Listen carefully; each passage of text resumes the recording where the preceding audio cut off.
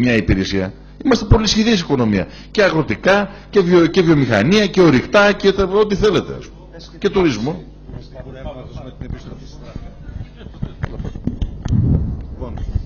Να συμπληρώσω μερικά πράγματα, επειδή αυτό είναι ένα πολύ ενδιαφέρον ερώτημα και καθημερινό ερώτημα που το συναντάς σε πάρα πολύ κόσμο.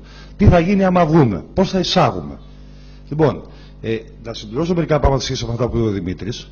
Η παραγωγική δυνατότητα του τόπου μας είναι τεράστια. Δεν αλλάξαμε χώρα μετά το 81 που είχαμε 25 με 30% θετικό αγροτικό εμπορικό ισοζύγιο. Τόσο είχαμε. Αυτός ο τόπος τα παρήγαγε και ήταν και πιο πίσω και τα μέσα και τα τεχνολογικά κτλ. Έτσι. Τι? Πληθυσμό αλλάξαμε. Αλλά και τώρα ξαναλλάζουμε. Δηλαδή για παράδειγμα στο νομό Χανίων, και το ξέρεις καλά, έχει αυξηθεί κατά 26% εφέτος η αγροτική δραστηριότητα. Γιατί ο κόσμος που δεν βρίσκει δουλειά ξαναγυρνάει στη γη. Έτσι. Με στοιχεία που δημοσιεύτηκαν στα Χανιώτικα Νέα πριν από λίγο καιρό κτλ. Λοιπόν, θα σας πω μερικά παραδείγματα και τα συνδέω και με μια δραστηριότητα άλλη, ας πούμε, που έχουμε κάνει και εμείς στο Δήμο σε κάποια πράγματα. Δηλαδή, το ότι ανοίξαμε έτσι όπως την ανοίξαμε, επαναστατικό δικαίωμα, τηλεδημοδεξαμενή στον Καρικάτη, γιατί μερικά πράγματα, έτσι, αυτό που λες και μ' αρέσει πολύ, με το καινούριο σύνταγμα και την καινούργια συνέλευση κτλ. Ναι, κάποια πράγματα πρέπει σε επίπεδο τουλάχιστον τοπικής μικροεξουσίας να εφαρμοστούν από σήμερα για να αποτελέσουν και το παράδειγμα του πώς μπορεί να γίνει. Έχω πει πολλές φορές, ας πούμε, ότι αν ακολουθήσεις αυτές τις γραμμές αυτού του κράτους τέρατος που έχει στηθεί και που έχει στηθεί, δηλαδή θες να κάνεις ένα πράγμα, και είμαι δήμαρχος, έτσι, είμαι μια αρχή, θες να κάνεις ένα πράγμα. Για να το κάνεις αυτό το πράγμα πρέπει να πάρεις 23-25 χαρτιά. Για να ανοίξουμε ένα φαράγγι, το έχω πει αυτό, το πάραμε και άλλες φορές. Το οποίο θέλαμε να του κάνουμε είσοδο, έξοδο, να φτιαχτεί το μονοπάτι, να γίνει μια στάση ξεκούρασης, να γίνει μια τουαλέτα κτλ. Για να το περνά κόσμος και να τονώσουμε την οικονομία του τόπου μας με εναλλακτικό τουρισμό κτλ. Ξέρεις πόσα χαρτιά θέλει? 23. Μέχρι και από το Γενικό Επιτελείο Στρατού θέλει χαρτί, λέει. Λοιπόν, και 3-26 και το ανοίξαμε μόνοι μας. Έτσι έγινε. Πώς θα γίνει δηλαδή?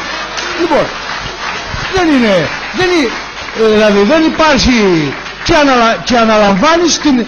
και αναλαμβάνεις την ευθύνη αυτού που κάνεις. Έτσι, στον Καλλικράτη, έτσι, υποτίθεται με το πρόγραμμα Θησέα, ζαμάν, μελέτη, παραμελέτη, όχι εκεί, όχι δεν το δίνει το δασαρχείο την άδεια, δεν την ξαναδίνει και ξαναέλα και στη θέση που το δίνει και χάθηκαν τα λεφτά του Θησέα. Λοιπόν, πάνε, χαθήκαν.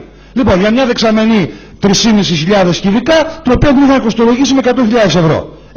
Κάτσαμε, διαβάσαμε εκεί, λίγο γεωλογία, λίγο που πάνε οι πηγές, λίγο που τα ρέματα, που τα τέτοια, είδαμε που είναι το αδιαπέραστο πέτρωμα, πήγαμε, τσαμπουκάμε, μηχανήματα του Δήμου και την ανοίξαμε εμείς, χωράει 9.500 κυβικά, κόστησε ούτε 20.000 ευρώ.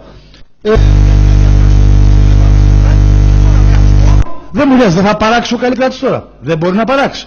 Και ντομάτες θα βγάλει, και πατάτες θα βγάλει, και μιλιές θα μπουν, και ροδιές θα μπουν. Βέβαια, πρέπει να δουλέψει ο κόσμος, έτσι. Δηλαδή το φαινόμενο, είμαι στο καφενείο, παίζω πρόφα και Αρμέγιο Αλβάνος, τελείωσε. Λοιπόν, αυτό τέλος. Έτσι. Λοιπόν, δεν έχει.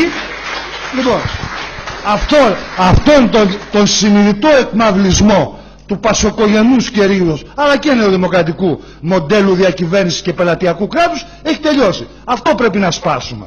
Αυτό πρέπει να σπάσουμε. Διότι εδώ αυτό το κράτος τρομοκράτης, ας πούμε, που είναι ενάντια σε κάθε παραγωγική δραστηριότητα, οποιαδήποτε, ακόμα και ατομική πρωτοβουλία που θες κάποιος έχει μια ιδέα να φτιάξει, έτσι, και που είναι ενάντια, έχει στηθεί για δύο λόγους. Ο ένας είναι διότι πάω εγώ στο Χιωτάκι που είναι στην πολεοδομία για να του ζητήσω κάτι νόμιμο.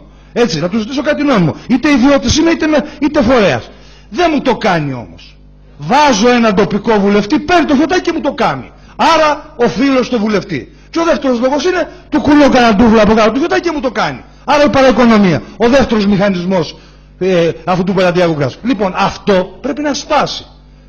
Και εδώ είναι και η συντακτική συνέλευση, και εδώ είναι και το τσάκισμα, και πρέπει να βγούμε από αυτά τα δεσμά. Δεν γίνεται αλλιώς δηλαδή. Έτσι. Σαφώς και μπορούμε. Ότι κοίταξε να δεις. Για να τα βάλουμε με όλους αυτούς δεν είναι δρόμος στραμμένος ανθόσπαρτος, έτσι. Προφανώς θα κουραστούμε, θα πονέσουμε, έτσι. Και θα κουραστούμε και θα πονέσουμε και θα παλέψουμε, αλλά αξίζει. Αλλά θα είναι η ελευθερία μας, ξανά δηλαδή. Δεν γίνεται αλλιώς, ας πούμε. Με στρωμένα από τον καναπέ δεν αλλάζει πράγμα.